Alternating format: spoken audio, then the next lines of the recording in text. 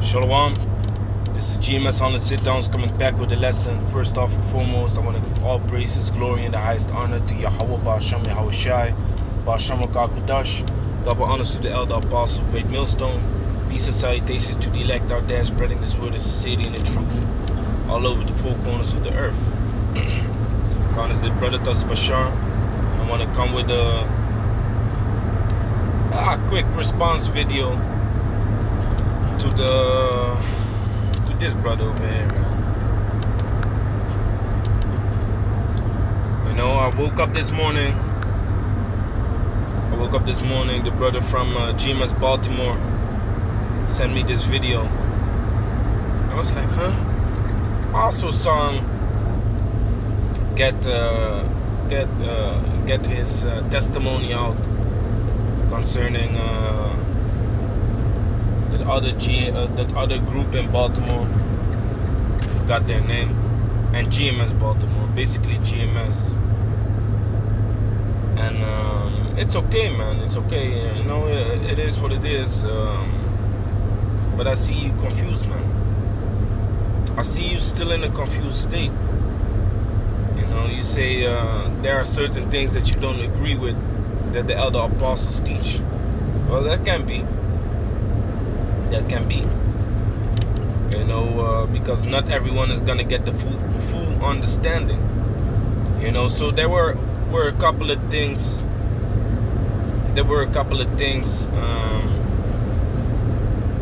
That you said, and one of those things was that GMS teaches that the earth is flat.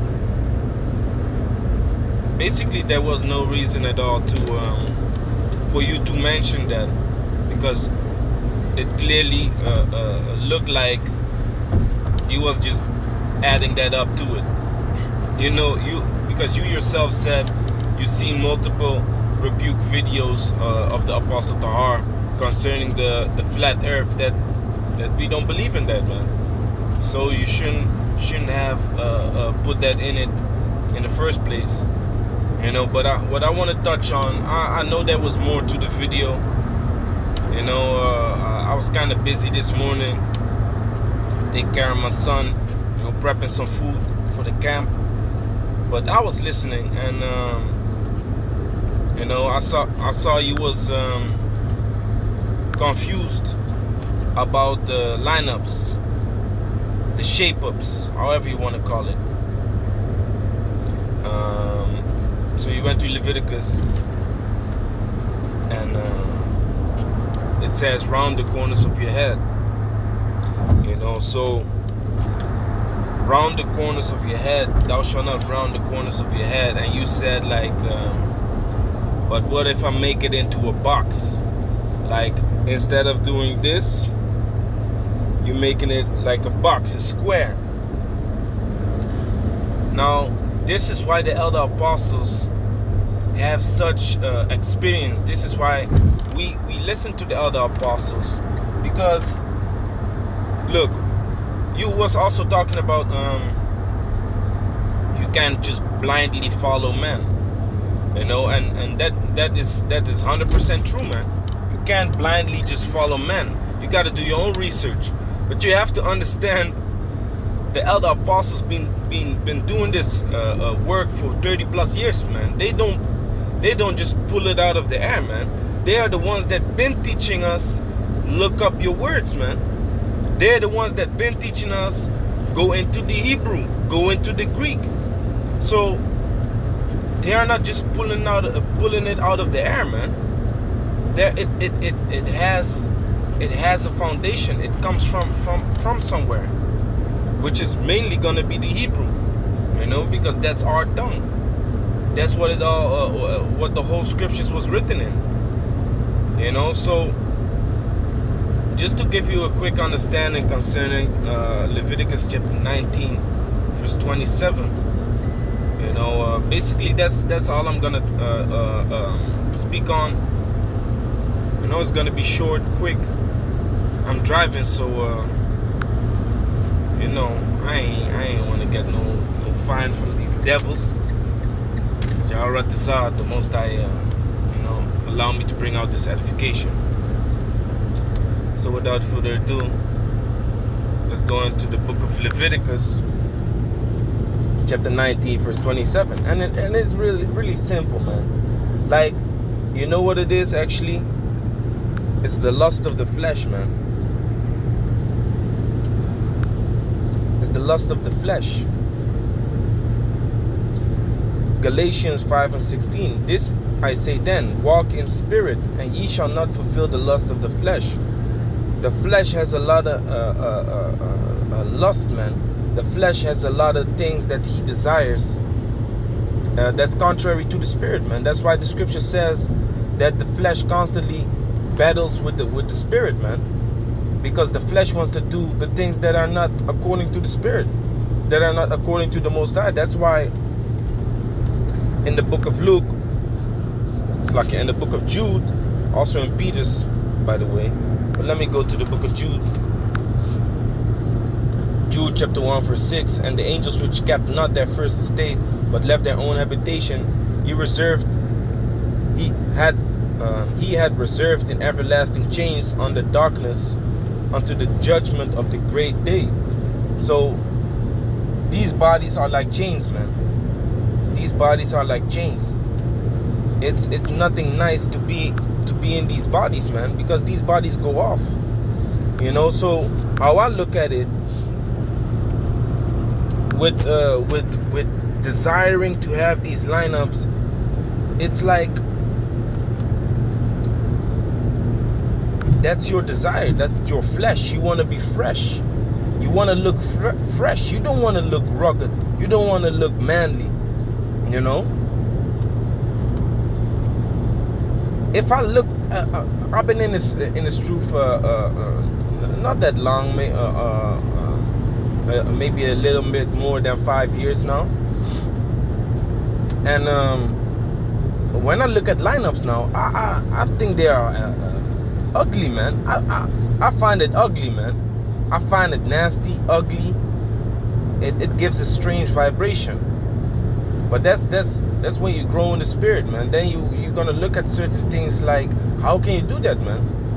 You know, when you was in the world, you looked at people eating pork. Maybe you was not eating pork, but you looked at people eating pork like, oh, okay, he must have liked it. He must like it, pork. You know. But now you look at them like, hey, you fucking nasty. You defiling your body, man. Because why? You learned and you grew. You know, you learned and you grew, man. When you was in the world, maybe you smoked, maybe you didn't smoke, but if someone walks by you now smoking weed or smoking a cigarette, you're gonna wave your hand because of the smell.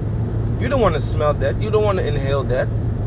Oh, but wait, when you was in the world, you weren't like that. Why? Because you grew.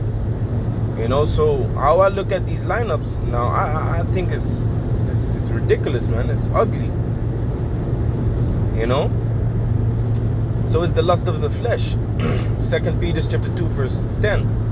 But chief, let me start at 9. The Lord knoweth how to deliver the godly out of temptations, and to reserve the unjust unto the day of judgment to be punished.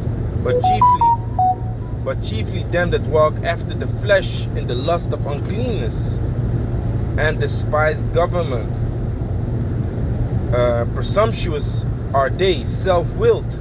They are not afraid to speak evil of dignities. You see, so self-willed. That's another. Hey, I can go into that topic too, man, because she was talking about you gotta have your own will. You gotta have your own mind. It's not that we at Great Millstone don't have our own will and our own mind, man. That's not it. But the Most High said, Yahushua said, ye shall be one body. So we want to bring out information as one body. We want to bring out videos as one body. You know, agreeing with one another. Let there be no partition between y'all. Differences. You know,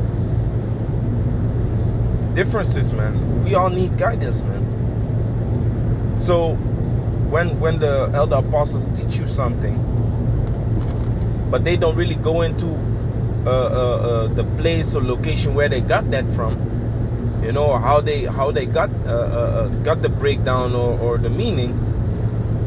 Then you gotta research it yourself, of course. If you want to be able to teach it yourself, you gotta do your research, man, and eventually you will find out how they got it, man. So that's the same thing with the book of Leviticus, man. That's the same thing with the book of Leviticus, man. Combined with the fleshly lust that others might have, so they don't have to do it. You know, if there's something you really, really like, but you kind of feel like it's in the scriptures that you shouldn't do it, you're gonna look for you know, that's Satan, man. You're gonna look like, hey, but is there a way that I can still do it then, or is this the breakdown actually? Maybe this is not the breakdown, then I can still do it, right? Man, if you can't see that that's Satan, man, you are spiritually discerned, man. If you can't see that, and I'm not speaking towards you, man. I ain't speaking that towards you, man. You know, but we are fighting a spiritual battle, man, and Satan is a part of it, man. Satan is a part of it, and you gotta understand that. So we all dealing with this fleshly lust. We all dealing with, you know, Satan that wants to corrupt our minds and stuff like that. But we can't give him the upper hand, man. So do your research, study, you know, and find out, man. So this is Leviticus chapter 19, verse 27. Ye shall not round the corners of your heads, neither shalt thou mar the corners of thy beard. So he said he understood that you can't mar the corners of your beard. He said he understood that, because if you go into the word mar, it means to destroy. But he said, but what if you don't round it? What if you just make a straight line? Is that the same then? Well, just like how you went into that word mar, you got to go into that word round also. That's the beautiful thing. You know, if you go into the word mar, the Hebrew word there is shachat. It means to destroy, to corrupt, to ruin, to decay. So that's the word mar. So your beard is given by the Most High, you know, to look a certain way. You know, you got certain herbs out there, you know, of which you can make oils. That's what I do myself. You know, I got my little company, you know, with beard oils and hair products. You know these soca black females need to grow some hair, so I made this product. So you can put some beard oil on it and stimulate the growth, man. But it's all the will of the Most High, you know. So your beard is given by the Most High to be a certain way, to look a certain way, and you can't destroy that, man. You can't ruin that. You can cut it short, but you can't destroy the borders, basically, of your beard. Now he understands that. Now the same thing goes for to round the corners of your head, man. But the only thing is that the translation, it says round.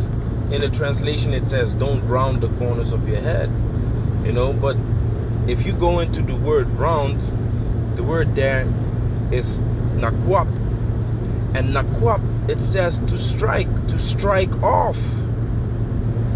To strike of what? Thou shalt not strike off the corners of your let me read it again. Ye shall not, so let's replace that word with nakwap. Ye shall not strike off the corners of your heads. There you go. Which the corner is like the border. You see? This is the word ba'a in the Hebrew.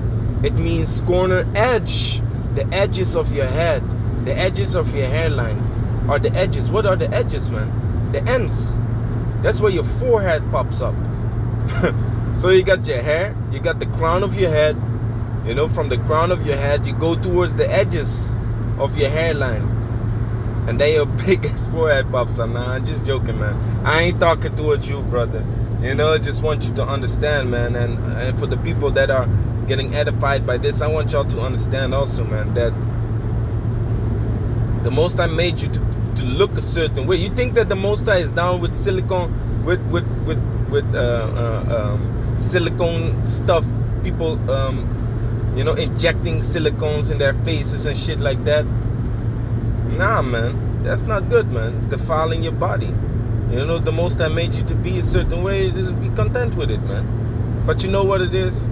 When you were a child, you don't care that you have snot in your face. You don't care that you still have a sleeping dust in your eyes. You don't care about that, man. You don't care about the hole in your pants. But then when you grow up, then when you get like 11, 12 years old, you start to notice that, hey, what is this, man? I don't like this about myself, man. Hey, my eyebrows is too thick. Or, hey, man, you know, my ears is strange. Oh, my nose is big. Hey, you know, my teeth are not that straight. All of a sudden, you notice all kinds of shit about yourself, what you don't like. You know? And then the Most High is saying, like, yeah, keep it like that, man. Just keep it like that. So, the word corner is the word edge. Pa'ah. So read it again. Ye shall not round the corners of your heads. So what does it say? Ye shall not strike off the edges of your heads. That's what it basically say. Ye shall not, because let's go into it again. Round is the word nakwap, to strike off skin, to go around, compass round. Of course gonna go into that also. I'm not saying it doesn't go into that, but there are always, you have to discern it, man. You have to discern the meaning of the word, because Esau just gives you a sum up, man. It could be this, it could be that, it could be that. But if we look at the scripture, what is it about, man? What is it about? And you have to understand also, prior to when we was given this law, we was in the land of Egypt, man. Prior to when we was given this law, we was in the land of Egypt. And what do they do in the land of Egypt, man? Egyptians, Hamites, they do lineups, man. They do lineups. They make cutters in the flesh. You know, if you read the book of Leviticus 18 and 19, it refers to what the heathen do, man. So these are the customs of the heathens that we should not copy. That's straight up. When we came out of Egypt, man, when we came out of captivity, you know, the Most High set up these laws because we was compassed and we was around and grew up around heathens that did these things, man. And when the Most High was bringing us into the land, we was gonna be around these Hamites again and heathens that do all these foul things, man. So the Most High gave us the laws so we could be ready, man.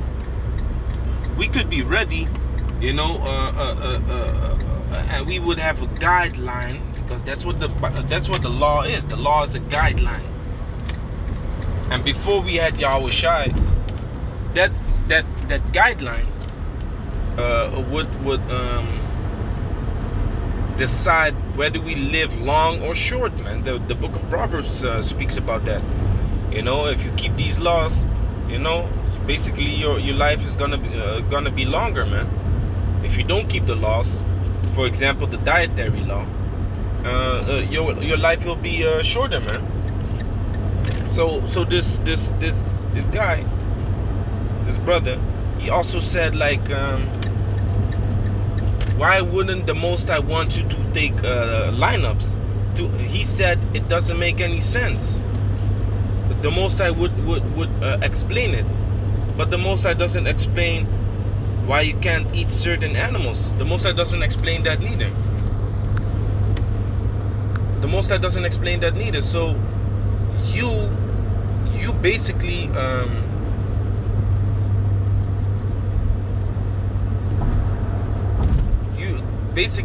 the lust just revealed itself, man. The Most High doesn't explain you why you can't eat pork. He just tells you not to do it.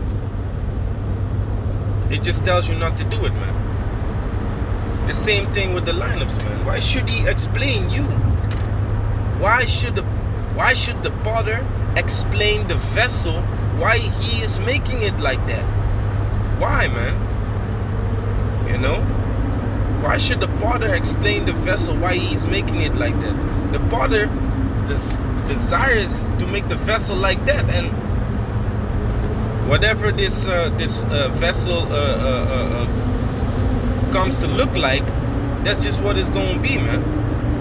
You know, I got a scripture on that too, but I want to finish the Leviticus 19 and 27 first when I'm out of this tunnel. Gone.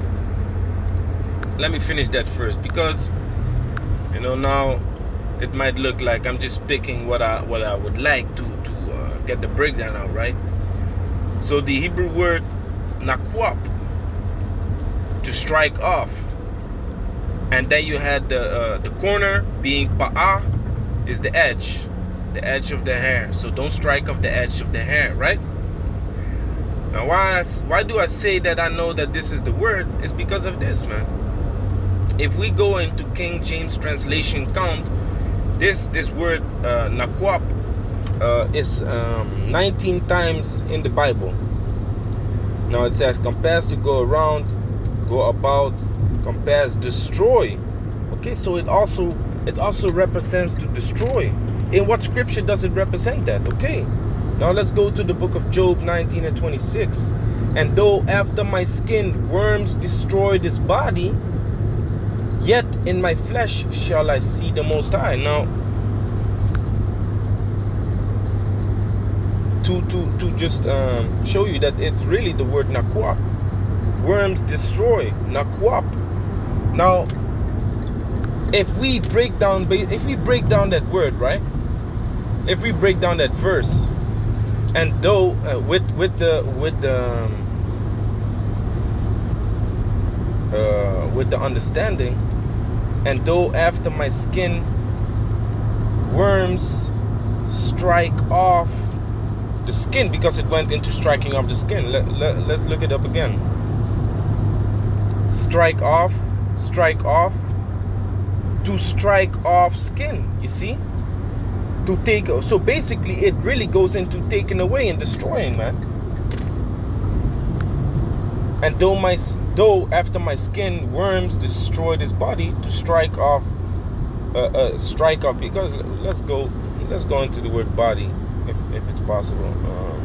Flesh, basar, flesh. Yeah, worms strike off the flesh, man. The word body goes into the flesh, because eventually your bones will be in that casket, man. You know. So here you see it really goes into to strike off, man, to take away. Worms are gonna take away his flesh. Yet in my flesh shall I see the Most High. You see? So that's the same thing with the book of Leviticus, man. Ye shall not round the corners of your heads, neither shall thou mar the corners of thy beard. Now let's read it how the Hebrew describes it. Ye shall not nakwap. Ye shall not nakwap, strike off the corners, pa'ah, edges of your heads. Ye shall not strike off the edges of your heads. Line it up. Whether it becomes a box, whether it becomes round, whether you make beautiful symbols in it, or whatever you like to do, don't do it, man, because it's of the flesh. Do you know that the scripture even says this, man? If you got like the unibrow, you're not allowed to take it away, man. This here, you can't take it away. So if you desire explanation on why the Most High would have something against it, He created you this way. So He wants you to be content by the way He created you. That's just it. He wants you to be happy, but with the way how He created you, man. You know, that's why you got to be like that child, man. That child don't care that he has sand in his hair, that he has snot, you know, drooling out of his nose. He doesn't care about that, man. You know, just be content on how you look. whether your beard is complete or it's not complete. You know, whether the girls like you without lineups, or whether they do, man. You know, it's just what it is. Now the scripture speaks about shall the axe boast. Gone. This is a beautiful scripture, man. I like this scripture a lot. This is Isaiah chapter 10 verse 15, and with this I'm going to close it out. Shall the axe boast itself against him that heweth therewith? Or shall the saw magnify itself against him that shaketh it? As if the rod should shake itself against them that lift it up, or as the staff should lift up itself, as it were no wood. So we are just instruments, man. We are just vessels, man. The Most High just created us like this, and He uses us for His purpose, man. Just like if you pick up an axe and you're gonna hew a tree, is that axe gonna tell you like, hey, don't hew me like that? Hey, don't use me like that. Hey, nigga, what the fuck? Hey, man, why you keep smacking my face into that tree, man? Why you keep hewing with me, man? Hey, shut the fuck up, man. This is what you are made of, man. And I made you like this. So shut up, and I use you to accomplish this thing, man.